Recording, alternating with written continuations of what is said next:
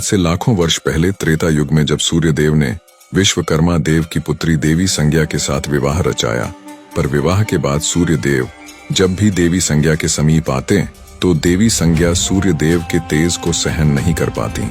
समय यूं ही बीतता गया और फिर कुछ वर्षों के बाद देवी संज्ञा ने वैवस्वत, मनु, यमराज और यमुना जैसे तेजस्वी संतानों को जन्म दिया। पर अक्सर संज्ञा सूर्यदेव के तेज से परेशान ही रहती और एक दिन देवी संज्ञा ने फैसला किया कि वह सूर्य लोक से काफी दूर जाकर तपस्या कर सूर्यदेव के तेज को झेलने योग्य बनेंगी, तभी सूर्य लोक वापस लौटेंगी। पर उन्हें अपने नवजात संतानों की भी देखरेख करनी थी और साथ ही देवी संज्ञा चाहती थी कि उनके सूर्य लोक छोड़ने की बात सूर्यदेव को पता न चले। फिर देवी संज्ञा ने अपने सिद्ध से अपने ही जैसी दिखने वाली खुद की छाया प्रकट की और उनका नाम संवर्णा रखा और उन्हें सारी जिम्मेदारी सौंपकर तपस्या करने किसी अज्ञात वास पे निकल पड़ी। इसके बाद सूर्यदेव जब भी अपनी पत्नी के समीप आते तो उनके तेज से देवी संवर्णा यानी कि देवी छाया पे उनके तेज का कोई असर न होता और दोनों खुशी खुशी अपने मिलन का आनंद उठा लेते। सूर्यदेव देवी छाया को ही अपनी पत्नी संज्ञा समझते रहे और समय यूं ही बीतता चला गया। फिर धीरे धीरे वैवस्वत, मनु, यमराज और यमुना भी बड़े हो गए, जिन्हें कि सूर्यदेव ने उनके काबिलियत के अनुसार उनको अपना अपना कार्यभार सौंप दिया और खुद भी अपने कार्य में व्यस्त रहने लगे, जिससे कि देवी छाया अकेली पड़ गई। जिसके बाद देवी छाया ने महादेव की तपस्या करने का निश्चय किया और फिर महादेव की तपस्या में पूरी तरह से लिप्त हो गई। फिर यूं ही तेज धूप में तपकर भूखे रहकर तपस्या करते करते कई माह बीत गए और साथ ही देवी छाया ने तपस्या करते समय ही गर्भ धारण कर लिया था। और इसी बीच जब महादेव देवी छाया के सम्मुख प्रकट हुए और उनसे अपना वरदान मांगने को कहा, तब देवी छाया ने महादेव से अपने लिए एक असल जीवन का वरदान मांग लिया, क्योंकि वह सिर्फ देवी संज्ञा की एक छाया मात्र थीं। दरअसल देवी संज्ञा के एक अरसे से सूर्यलोक वापस न लौटने के कारण अब देवी छाया के अंदर एक असल जीवन पाने की इच्छा जागृत हो चुकी थी। फिर महादेव तथास्तु कहकर अंतर्धान हो गए। फिर कुछ महीनों बाद देवी छाया ने एक दिव्य शिशु को जन्म दिया, पर वह दिव्य शिशु कुपोषित और काले रंग का हुआ, जिसे देख देवी छाया चिंता में डूब गईं। पर कुछ समय बाद उन्होंने खुद के मन को समझा लिया। दरअसल देवी छाया के भूखे प्यासे और कड़ी धूप में तपस्या करने के कारण ही उनके शिशु का रंग काला हुआ। साथ ही इसके पीछे उनके छाया होने का भी प्रभाव उनके शिशु पे ही पड़ा और यह दिव्य काले रंग का शिशु कोई और नहीं बल्कि स्वयं शनिदेव ही थे। फिर देवी छाया शनिदेव का लालन पालन यूं ही करती रहीं और एक दिन सूर्यदेव सूर्यलोक में स्थित अपने महल अपनी पत्नी से मिलने के लिए आए, जहां उनकी पत्नी ने उन्हें पुत्र शनि से मिलवाया और पुत्र शनि को सीधे सूर्यदेव के गोद में रख दिया। पर जैसे ही सूर्यदेव की नजर पुत्र शनि पे गई, वे पूरी तरह से हैरान हो गए और क्रोधित भी। फिर पुत्र शनि को देवी छाया के गोद में वापस रखते हुए सूर्यदेव ने देवी छाया को बहुत ही धुतकारा। सूर्यदेव ने कहा कि इस शिशु में उनके कोई भी गुण मौजूद नहीं, न ही उनकी तरह तेज, न ही स्वस्थ और न ही रंग रूप, किसी भी प्रकार से ये उनका पुत्र हो ही नहीं सकता। सूर्यदेव ने पुत्र शनि को अपना पुत्र स्वीकारने से साफ मना कर दिया और गुस्से में वहां से चले गए, जिसके बाद देवी छाया अत्यंत ही निराश हो गईं। और यही वो दिन था जब शनिदेव और सूर्यदेव के बीच शत्रुता की एक बड़ी शुरुआत हो चुकी थी। सूर्यदेव ने अब अपनी पत्नी छाया से दूरी बना लिया था। फिर समय बीतने के अनुसार शनिदेव अब थोड़े बड़े हो चुके थे और अकेली पड़ चुकी छाया का एकमात्र सहारा भी बन चुके थे। शनिदेव पैदाइशी ताकतवर थे और इसका एकमात्र कारण उनके गर्भ में होने के समय देवी छाया का महादेव के लिए तपस्या करना था। तपस्या के प्रभाव के कारण ही शनिदेव पैदाइशी ताकतवर थे। ताकतवर होने के साथ साथ वे थोड़े गुस्सैल और शरारती भी थे। बेहद कम उम्र होने के बावजूद भी उन्होंने कई गंधर्वों को युद्ध में अकेले ही परास्त कर दिया था, यहाँ तक कि देवताओं को भी टक्कर देने लगे थे। शनिदेव अपने गुस्से का प्रयोग अपनी ताकत के साथ मिलाकर किया करते और इसीलिए वे बड़े से बड़े गंधर्वों और देवताओं को अपनी ताकत का लोहा मनवा चुके थे। शनिदेव के बचपन से ही इतने कठोर बन जाने के पीछे उनके पिता सूर्यदेव के प्रति उनके मन में पल रहा क्रोध ही था और उस समय शनिदेव का एकमात्र लक्ष्य सूर्यदेव से भी ज्यादा शक्तिशाली बनकर उनके घमंड को चकनाचूर करना था। फिर समय जैसे जैसे बीतता जाता, शनिदेव के अंदर सूर्यदेव के प्रति क्रोध और घृणा की भावना उतनी ही बढ़ती जाती और इसी प्रकार शनिदेव अब युवा भी हो चुके थे। फिर देवी छाया ने शनिदेव के दिन पर दिन बढ़ते गुस्से को शांत करने के लिए उनका विवाह चित्ररथ नाम की कन्या से करवा दिया, जो कि परम तेजस्विनी और साध्वी थीं। विवाह के बाद शनिदेव सचमुच काफी शांत रहने लगे थे, और एक बार जब शनिदेव अपने ध्यान मुद्रा में बैठे हुए थे, तब उनकी पत्नी चित्ररथ ने शनिदेव के सम्मुख पुत्र प्राप्ति की इच्छा व्यक्त की, जिसका शनिदेव ने कोई उत्तर नहीं दिया। तमाम बार अपनी इच्छा व्यक्त करने के बावजूद भी देवी चित्ररथ को शनिदेव की तरफ से कोई जवाब न मिला। फिर देवी चित्ररथ को शनिदेव का यह व्यवहार अपमानजनक लगा, और फिर देवी चित्ररथ क्रोध में आकर शनिदेव को श्राप दे बैठी। देवी चित्ररथ के श्राप के दौरान शनिदेव यदि किसी को मात्र सिर्फ देख भी लें तो उसकी तबाही निश्चित थी, यानी कि देवी चित्ररथ ने उन्हें किसी को नजर उठाकर न देखने का श्राप दे दिया। ध्यान मुद्रा से उठने के बाद शनिदेव को अपने भूल का आभास हुआ और उन्होंने अपनी पत्नी को मनाने की बेहद कोशिश की, जिसके बाद देवी चित्ररथ को भी अपनी गलती का एहसास हुआ।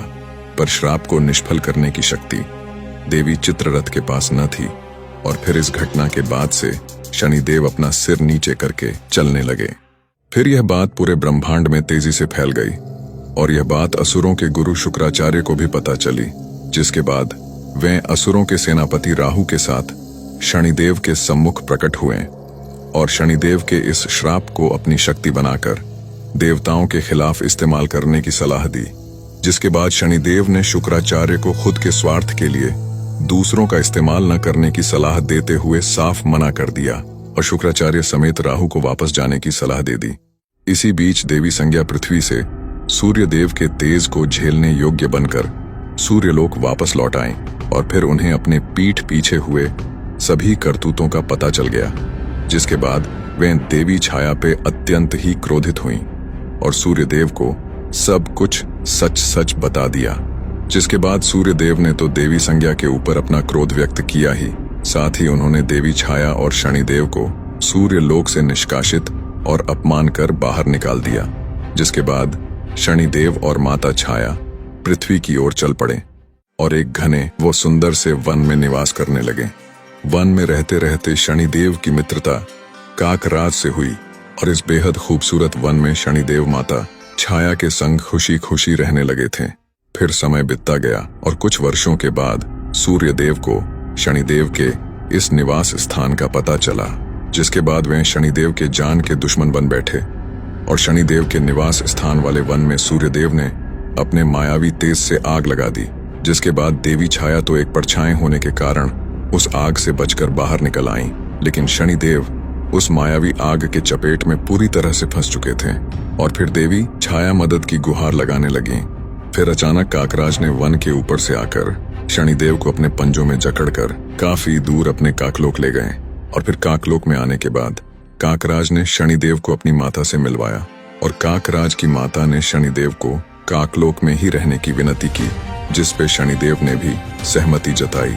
काकराज की माता ने शनिदेव को अपने पुत्र की तरह लाड़ प्यार से रखा। फिर यूं ही समय बीतता गया और एक दिन यह बात इंद्रदेव को पता चली, जिसके बाद शनिदेव और काकराज की अनुपस्थिति में इंद्रदेव ने काकलोक पे हमला कर दिया, जिसके फलस्वरूप तमाम काक समेत काकराज की माता की मृत्यु हो गई। और फिर जब यह बात शनिदेव और काकराज को पता चली तो वे अत्यंत ही क्रोधित हो उठे और शनिदेव आग बबूला होते हुए अपनी ताकत को जगाते हुए उस ताकत का कुछ हिस्सा काकराज पे समाहित कर उन पे सवार होकर स्वर्गलोक की तरफ प्रस्थान कर बैठे। और यहाँ स्वर्गलोक पे इंद्रदेव समेत सभी देवता नृत्य और सोमरस का आनंद उठा ही रहे थे कि तभी उन्हें दूर से बेहद जोरदार गर्जना भरता हुआ तीव्र गति से सामने आता हुआ काल के समान काक और उस पे सवार शनि नजर आया, जिन्हें देख स्वर्गलोक में भगदड़ मच गई और देवता युद्ध के लिए अस्त्र शस्त्र लिए तैयार हो गए। लेकिन शनिदेव स्वर्ग पे कदम रखते ही अपने तिरछी नजर से देवताओं को तो पहले शक्तिहीन बना दिया, फिर अपने आंखों की तेज रोशनी से उन पे प्रहार कर उन्हें फर्श पे पटक दिया। इंद्रदेव समेत सभी देवता शनिदेव के सामने इतने कमजोर हो चुके थे कि वे अपने अस्त्र शस्त्र को भी उठा पाने में असमर्थ थे। फिर शनिदेव ने देवताओं के ही अस्त्र शस्त्र से उन्हीं को बुरी तरह से घायल करना शुरू कर दिया। जिसके बाद सभी देवताओं को स्वर्ग से किसी भी तरह अंतर्धान होकर भागना पड़ा।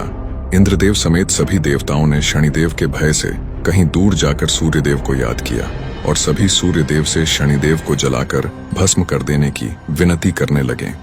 जिसके बाद स्वर्गलोक में सूर्यदेव का आगमन हुआ और सूर्यदेव ने शनिदेव को यह सब रोकने का आदेश दिया, जिस पे शनिदेव ने साफ इनकार कर दिया। फिर सूर्यदेव ने शनिदेव के ऊपर अपने मायावी घातक किरणों से प्रहार कर दिया, जिसे कि शनिदेव ने बीच में ही अपने आंखों की भयंकर ऊर्जा से तबाह कर दिया और साथ ही सूर्यदेव के ऊपर अपनी कुदृष्टि भी डाल दी, जिससे कि सूर्यदेव बिल्कुल ठंडे और काले पड़ गए, जिसके फलस्वरूप पूरे आकाश गंगा की रोशनी विलुप्त हो गई और हर जगह सिर्फ अंधेरा ही अंधेरा छा गया। जिसके बाद सूर्यदेव को भी स्वर्ग छोड़कर भागना पड़ा। फिर सभी देवता अपने बचे खुचे शक्तियों का इस्तेमाल कर किसी भी प्रकार पृथ्वी में स्थित कैलाश पहुंचे और महादेव के सम्मुख सारी बात बताकर रो पड़े। जिसके बाद महादेव ने तो सबसे पहले सभी देवताओं को उनके करतूतों के लिए फटकार लगाई और फिर स्वर्ग समेत देवताओं की शक्तियों को वापस दिलाने का भी भरोसा दिलाया। फिर महादेव ने अपने कुछ शिवगणों की टुकड़ियों को देवताओं के साथ स्वर्गलोक रवाना किया। जिसके बाद स्वर्गलोक पहुंचते ही देवताओं ने शनिदेव को युद्ध के लिए ललकारा। जिसके बाद शनिदेव युद्ध के लिए देवताओं और शिवगणों के आगे उपस्थित हुए और फिर शिवगण समेत सभी देवता एक साथ मिलकर शनिदेव के ऊपर टूट पड़े।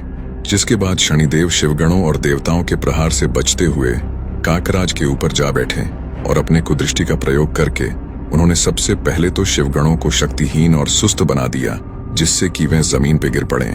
फिर शनिदेव ने अपने कुदृष्टि से इंद्रदेव और सूर्यदेव को वहीं मूर्छित कर दिया और यह देख बाकी देवता स्वर्ग लोक से अंतर्धान हो गए। फिर शनिदेव ने इंद्रदेव से देवराज का राज मुकुट छीनकर अपने पास रख लिया और फिर इंद्रदेव समेत सूर्यदेव को स्वर्ग में ही अपना बंदी बनाकर बंदी गृह में डाल दिया और यहाँ अग्निदेव और वरुण देव समेत बाकी देवता स्वर्ग लोक से दोबारा से भागते हुए कैलाश महादेव के पास आ पहुंचे और महादेव को सारी बात बताते हुए उन्हें स्वयं स्वर्ग लोक चलकर शनिदेव को समाप्त करने की विनती करने लगे। इतना सुनते ही महादेव कैलाश से अंतर्धान हो गए और देवता देखते ही रह गए और यहाँ स्वर्ग लोक पे शनिदेव पूरी तरह से अपना आधिपत्य जमा कर बैठ चुके थे एवं इंद्रदेव समेत सूर्यदेव को एक बड़ा दंड देने की तैयारी में जुट चुके थे कि अचानक स्वर्ग लोक में एक सैलाब सा आ गया। पूरा स्वर्ग थर्रा उठा। फिर आगमन हुआ देवों के देव महादेव का। जिसके बाद महादेव ने शनिदेव को यह सब रोकने का आदेश दिया, पर शनिदेव ने अपना सिर झुकाए हुए ही इनकार कर दिया। फिर महादेव ने शनिदेव को युद्ध करने को कहा, जिसके बाद शनिदेव अपने सम्मुख इतनी बड़ी शक्ति देख घबरा गए और जल्दबाजी कर बैठे। शनिदेव ने सीधा अपनी कुदृष्टि महादेव पर ही डाल दी, जिसके जवाब में महादेव ने अपने तीसरे नेत्र को शनिदेव की तरफ थोड़ी सी खोल दी, जिसके फलस्वरूप महादेव के तीसरे नेत्र से निकले थोड़े से ही ऊर्जा से शनिदेव का शरीर बीच से फट गया और वे बुरी तरह से घायल हो गए। फिर वे काफी ज्यादा तेज झटके से पृथ्वी की तरफ गिरते चले गए। शनिदेव के मूर्छित होते ही देवताओं की शक्ति वापस आ गई और यहाँ महादेव के त्रिनेत्र से निकले थोड़े से ही ऊर्जा में इतनी ताकत थी कि शनिदेव स्वर्ग से नीचे की तरफ गिरते हुए पृथ्वी काफी तीव्र गति से पहुंच गए और तमाम पेड़ पौधों को ध्वस्त करते हुए एक पीपल के पेड़ में जा अटके। शनिदेव पूरी तरह से अधमरा हो चुके थे। ऐसा लगता था जैसे कि वे अब नहीं रहे, पर कुछ देर बाद उन्हें होश आया और फिर उन्हें महादेव के शक्ति का एहसास हुआ। जिसके बाद शनिदेव महादेव से काफी ज्यादा प्रभावित हुए और उन्हें अपना गुरु मानते हुए पीपल के पेड़ में वैसे ही पड़े पड़े महादेव की तपस्या में लीन हो गए। शनिदेव में इतनी भी ताकत नहीं बची थी कि वे थोड़ा हील भी सकें। फिर काफी वर्षों तक पीपल के पेड़ में ऐसे ही पड़े पड़े घोर तपस्या करने के बाद महादेव शनिदेव से काफी प्रसन्न हुए और महादेव शनिदेव की क्षमता और साहस से तो पहले से ही काफी प्रभावित थे। इसलिए उन्होंने शनिदेव को पीपल के पेड़ से अंतर्धान कर सीधे अंतरिक्ष में ला खड़ा कर दिया और पहले जैसे स्वस्थ भी बना दिया। साथ ही महादेव ने शनिदेव को एक दिव्य त्रिशूल भी भेंट किया, जिसके बाद महादेव ने शनिदेव को एक लोक भी भेंट किया, जिसको महादेव ने शनिलोक नाम दिया। और आखिर में महादेव ने समस्त ब्रह्मांड के देवी देवताओं की मौजूदगी में शनिदेव को पूरे ब्रह्मांड का न्यायाधीश घोषित किया, यानी कि न्याय के देवता। और यह देख सूर्यदेव समेत सभी देवताओं को शनिदेव के साथ किए गए क्रूरता को लेकर अपनी गलती का एहसास हुआ। फिर अपनी गलती का पश्चाताप करने के लिए सूर्यदेव पृथ्वी जाकर देवी छाया को सूर्यलोक वापस लेकर आए और खुशी खुशी रहने लगे।